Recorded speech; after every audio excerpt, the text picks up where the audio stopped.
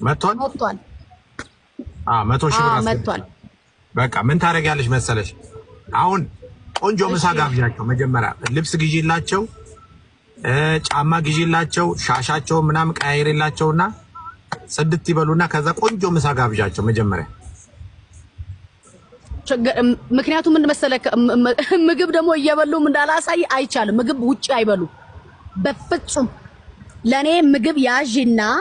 እኔ ይዤ ሄጄ እቤቴ ነው የምበላው አልበላም ሆቴል ላይ በልቻ አላቅም ይላሉ ስለዚህ ችግር የለውም ወስጄ